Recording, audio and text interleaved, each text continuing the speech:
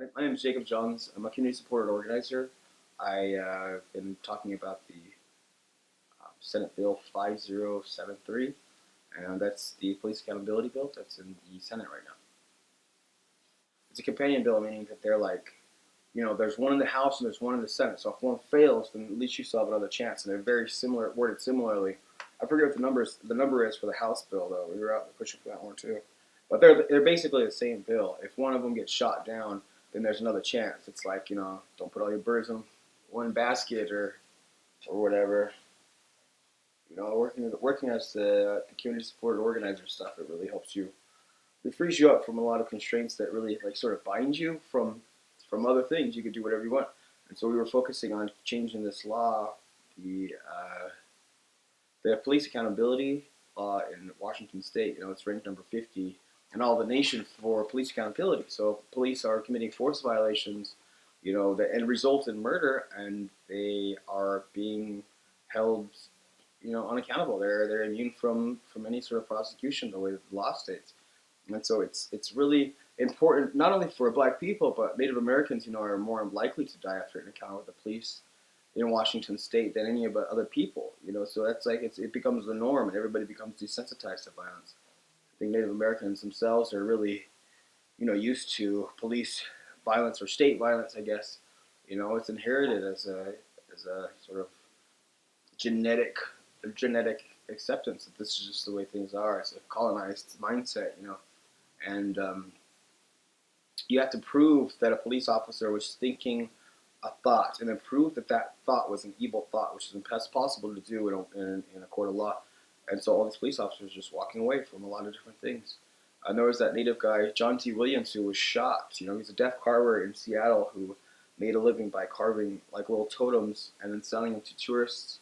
And he was deaf and he couldn't hear. And some of the police officers ran up on him and on his back and told him, drop the knife. And then they unloaded him and killed him. But he was deaf. He couldn't even hear anything. He was just a wood carver.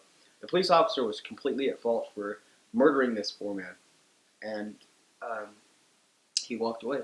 He walked away scot free, And so this bill was named after him, the John T. Williams bill that was aimed at changing the law in Washington State. The only problem is that there was nobody to fund this political action committee that needed to happen except for the Puyallup tribe. And so he was a lot of their members are a lot of Native Americans off reservation have to deal with these sort of racism and systematic racism and bigotry and stuff more so than Black people. It's just the numbers are so small. There's not a public outcry. It's the same thing that it's very linked. It's very much linked to Standing Rock. These minority issues that affect Native Americans are so under talked about and so very much like turned into nothing. Like it's a fantasy. Like, oh, so a lot of people don't even realize natives are even around still. They're like, oh, it's this thing of the past.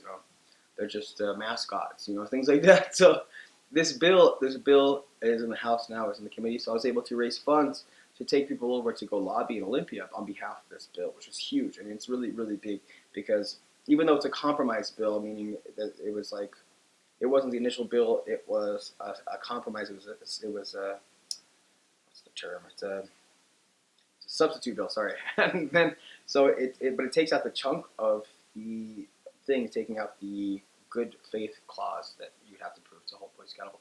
Now, the only problem with it is that you won't be able to get equal thing. A police officer won't be able to be held accountable for murder one. You can only get murder two out of this bill. But it's a step in the right direction, and it's something that we're really pushing for.